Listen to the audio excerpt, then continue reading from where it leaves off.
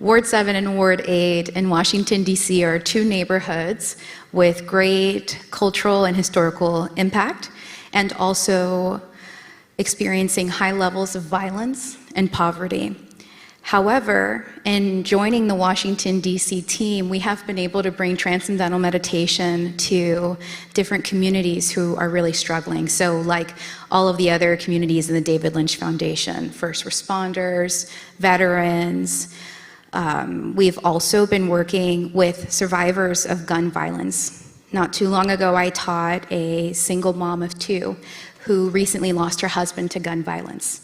And she came in, like many of the stories that we're hearing tonight, looking for something because she was at her last breath. She didn't know how she was going to raise her two children dealing with the trauma of having lost her husband to something that was completely out of her control. And she learned TM, much like all of our stories here, and finally she said she felt peace. And that's so important when you think of what we see in Washington, D.C. We're driving down the street after some place was maybe robbed, or we're driving down the street and seeing people who are really struggling. So to be able to connect with different community-based organizations in Washington, D.C. to bring this technique to so many families, so many children, and people who have been struggling to deal with trauma that they never asked to experience has been really beautiful, beautiful experience for myself and everyone in our team. And we're really looking forward to replicating not only what we're doing in DC, but to every city across the country. So not just the hundreds and hundreds that I've taught, but the thousands and millions that we hope to teach across the United States. So thank you all. Thank you.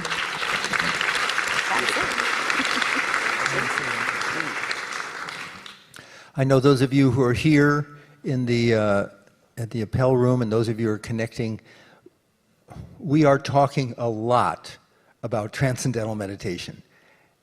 We're doing it for a reason. Again, I want to make this point.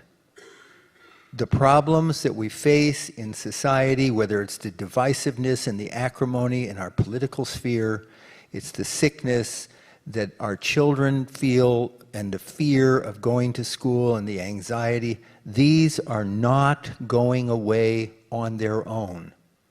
And they're not able to be addressed by a pharmaceutical drug. They address symptoms. And so we're taking this time. We're very proud. We want you to see that there is not just hope, there's a foundational tool that can really transform society. And you're seeing how it works in this city, or that fire department, or that veteran service organization, or that hospital. It works. Our whole thing with Meditate America is, why not share it with everybody?